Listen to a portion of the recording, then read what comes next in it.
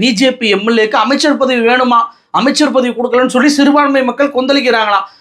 கொள்கை எதிரி பிஜேபி, அந்த கொள்கை எதிரி பிஜேபியில் இருக்கக்கூடிய ஒருவருக்கு அமைச்சர் பொறுப்பு கொடுக்கணும் அப்படின்னு சொல்லி அழுத்தம் கொடுக்கிறாரு இந்த விஜய். இந்த விஜய்க்கு அந்த ஜான்குமார் எம்எல்ஏவும் மிகப்பெரிய ஆதரவை கொடுக்குறாரு, நன்றியை சொல்றாரு. அந்த நன்றி சொல்லக்கூடிய வீடியோவில் இருக்க போட்டோ பாருங்க, பின்னாடி அப்படியே சார்லஸ் மார்ட்டின் நிற்கிறாரு.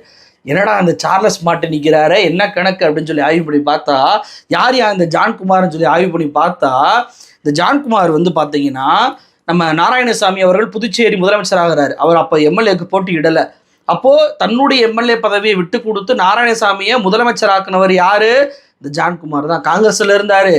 இப்படி தனக்கு எம்எல்ஏ பதவி விட்டு கொடுத்துட்டாரே அப்படின்றதுக்காக காமராஜர் தொகுதி அப்படின்ற ஒரு தொகுதியில இவரை எம்எல்ஏக்கு நிறுத்தி வெற்றி பெற வைக்கிறாங்க. அப்போ இவர் மிகப்பெரிய செல்வாக்காக இருக்கிறாரு, இவரை எப்படியாவது நம்மளுடைய கட்சிக்கு இழுக்கணும்னு சொல்லி கிரண்பேடியிலேருந்து பாஜகலேருந்து என்ன பிளான் பண்ணுறாங்க, இவர் மீது ஐடி ரைடு விடுறாங்க. ஐடி ரைடு விட்ட உடனே பார்த்தீங்கன்னா இவர் பிஜேபியில் போய் சேர்ந்துடுறாருங்க. நல்லா கவனிங்க, ஐடி ரைடு விட்ட நபருக்கு விஜய் ஆதரவு கொடுக்குறார். பிஜேபி எம்எல்ஏவாக இருக்க நபருக்கு விஜய் ஆதரவு கொடுக்குறார். எப்படிப்பட்ட கனெக்ஷன் பாருங்க. இந்த ஜான்குமார் எதுக்கு சார்லஸ் மார்ட்டினுடைய படத்தை பின்னாடி வச்சிருக்கிறாருன்னு பார்த்தா, நம்ம சார்லஸ் மார்ட்டின், அதாவது லாட்ரி மார்ட்டினுடைய பையன், இந்த லாட்ரி மார்ட்டின் கூட தான் லாட்ரியோடைய ஏஜென்ட்டாக இருந்திருக்கிறார் இந்த ஜான்குமார். அதாவது லாட்ரி தொழிலில் ஏஜென்ட்டாக இருந்த ஜான்குமார் தான் இன்னைக்கு லாட்ரி மார்ட்டினுடைய மகனான சார்லஸ் மார்ட்டின் கூட நெருக்கமாக இருக்கிறார். சார்லஸ் மார்ட்டினை கூப்பிட்டு தன்னுடைய தொகுதியில் மிகப்பெரிய அளவுக்கு நிகழ்ச்சிகளை நடத்தினார்.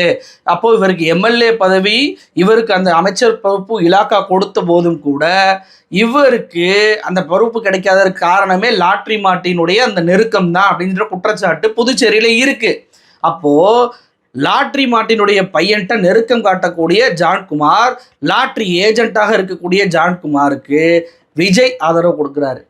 இப்போதான் இந்த நவம்பர் மாதம்தான் நான் வந்துட்டு ஒரு புதிய கட்சி ஆரம்பிக்க போகிறேன்னு சார்லஸ் மார்ட்டின் அறிவிச்சார். விஜய் விரும்பினால் அவரோடு கூட்டணி சேர்வதற்கு தயார் அப்படின்னாரு. பாஜகவோட எம்எல்ஏக்கெல்லாம் இவருக்கு ஆதரவாக இருப்பதை போல தோற்றம் உருவாகிருக்கு. அப்போது எல்லா பாயிண்ட்டையும் கனெக்ஷனையும் வந்து கனெக்ட் பண்ணி பாருங்களேன். ஆதவ அர்ஜுனா தன்னுடைய ஆளுக்கு, தன்னுடைய குடும்பத்தில் இருக்கக்கூடிய விசுவாசமாக இருந்த ஆளுக்கு ஆதரவாக விஜயை பேச வைத்திருக்கிறாருன்றது தெரியுதா? இப்போ விஜய் எப்படிப்பட்ட ஒரு சூழ்நிலை கைதியாக இருக்கிறாரு பாருங்க. அவருக்கு என்ன பேசுகிறோம் ஏது பேசுகிறோம்லாம் தெரியாது.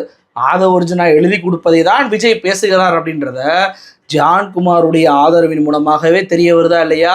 அப்போ லாட்ரி குடும்பம் மொத்தமாக விஜயை கையிலுக்குள்ளே எடுத்துட்டாங்க பாருங்க. ஒரே நேரத்தில் பிஜேபிக்கு ஆதரவு, லாட்ரி குடும்பத்துக்கும் ஆதரவு.